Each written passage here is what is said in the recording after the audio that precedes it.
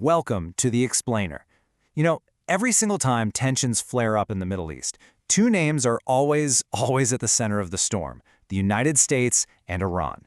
So today, we're going to untangle how this 70-year shadow war even began and why it's still one of the most dangerous flashpoints on the entire planet.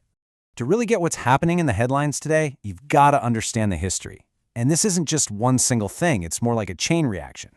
We're going to zoom in on four key moments, starting all the way back in 1953, that really built the hostility we see right now. So you have to ask, how did it get this bad? I mean, really? To find the answer, we have to dig deep, right down to the roots of the conflict. And it starts with this one event that, for many Iranians, is where it all went wrong. Okay, so here's our roadmap. We're going to trace this story from the very first seeds of mistrust to the revolutionary explosion that just severed all ties. Then we'll get into the super high-stakes nuclear standoff and the proxy wars that have spread all over the region, before we finally ask, what comes next? So where does this all really begin?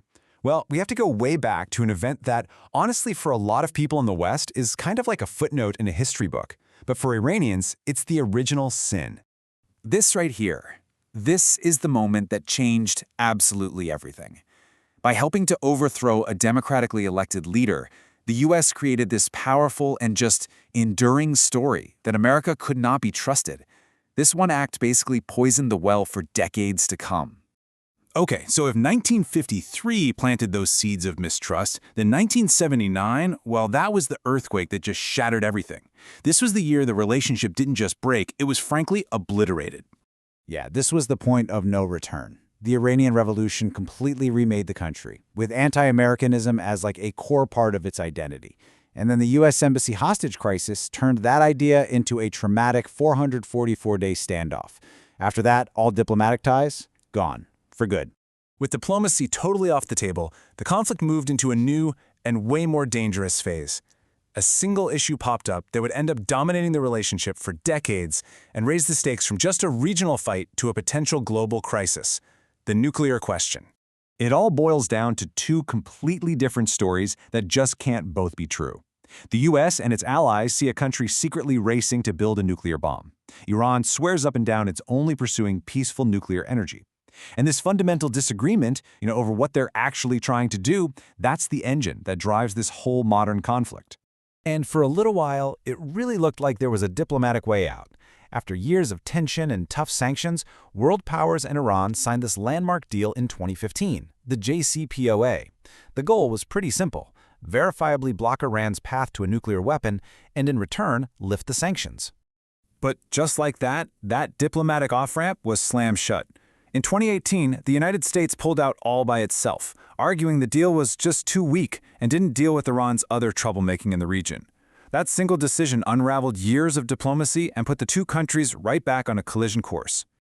But look, this fight isn't just happening in fancy negotiating rooms. No, it's a shadow war that stretches across the entire Middle East, where the US and Iran are constantly clashing without ever actually fighting each other directly. And this brings us to a really key idea: the proxy war. The easiest way to think about it is like a chess match, but instead of moving your own pieces, you're using other players on the board to do your fighting for you. It's how Iran and the US wage war without actually declaring war. And this is what that battlefield actually looks like. It's almost never U.S. soldiers versus Iranian soldiers head-to-head. Instead, what you see is Iran backing groups like Hezbollah in Lebanon, or the Houthi rebels in Yemen. And on the other side, the U.S. is supporting its longtime allies, like Israel and Saudi Arabia. So these local fights become the arenas for this much bigger rivalry. So why should this whole thing matter to you, no matter where you live? It comes down to this number: 20%. A full 20% of the entire world's oil supply passes through this one little waterway, the Strait of Hormuz. Iran has threatened to shut it down over and over, which means any little escalation in this shadow war could make gas prices spike everywhere, overnight. Now, the main weapon the U.S. uses in this fight, it isn't military, it's economic. The U.S. slaps these crippling sanctions on Iran that are designed to starve its economy and basically force its leaders to give in. But here's the paradox. The economy gets crushed, sure, but the government's resolve just seems to get stronger. Okay, so Let's pull all these threads together. We've got decades of historical anger, a nuclear standoff, these proxy wars, and all this economic pressure. Let's see how all these dangerous pieces twist together to create the really volatile standoff we have right now. You've got to understand, today's conflict isn't just about one thing. It's this dangerous, vicious cycle. The historical anger fuels the nuclear program is used to justify the proxy wars, and the proxy wars lead to more economic sanctions. Each problem just keeps making the others worse.